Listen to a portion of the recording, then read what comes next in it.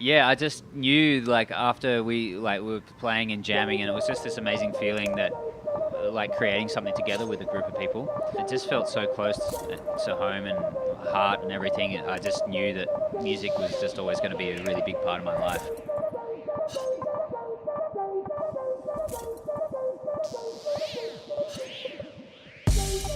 This is our fourth time to Chicago, actually. We seem to have a really nice like following going on here now, which is really cool. I mean, tonight sold out.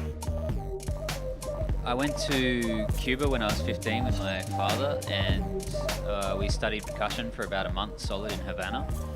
That stuff that I learned there really comes out in some of the stuff we make today. I had a friend of mine that used to live around the corner from my house. He came over to my house one afternoon, and like my dad, who's also a musician, was like had found out that this guy was playing the piano, and he's like, "Why don't you play us a song?" And so this guy, this friend of mine, Jeremy, is like, "All right, I'll play a song," and he played The Entertainer. Dun, dun, dun, dun, dun, dun, dun, dun, you know that song. And I was pretty much like awestruck. I was just like, I couldn't believe how amazing it sounded. And that was pretty much the moment where I decided that I wanted to do music.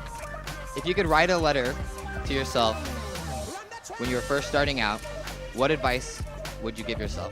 Learn theory.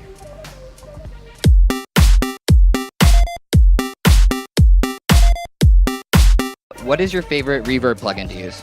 Valhalla DSP. Do you guys use a drum bus? And if so, what do you put on your drum bus? Lately, I've been really enjoying Presswork by Yuhi. It's just really controllable. Also that and like the Waves 2500 API, which is dope. We use a real one of those a lot when we're mixing down.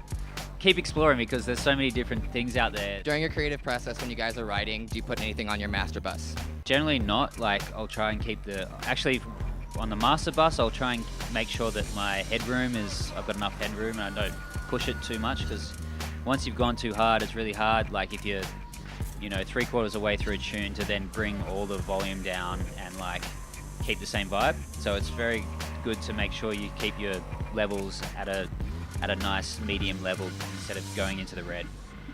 We try and change up the process every day because we're in there 5 days a week, so it's easy to fall into a routine. And if you start with drums every day, you can sometimes start to get uninspired because you're basically walking down the same path. Sometimes we just start with like a really weird sound. Sometimes we get into a room and just like jam together, and just Angus plays drums and I play keys, and so we just and maybe after 15 minutes of jamming there'll be like 5 seconds of a riff that's like, wow, that's amazing, and then we'll chop that out and start with that.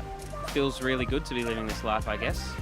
We pretty much get to see the world and go somewhere new every day, which is a dream. We sit in our studio on the other side of the world and we write this music, and we get really excited about it and really love it ourselves, and then we get to come across over here and watch that it's connected with so many more people and see the looks on their faces, when we play these songs, which is like a beautiful thing.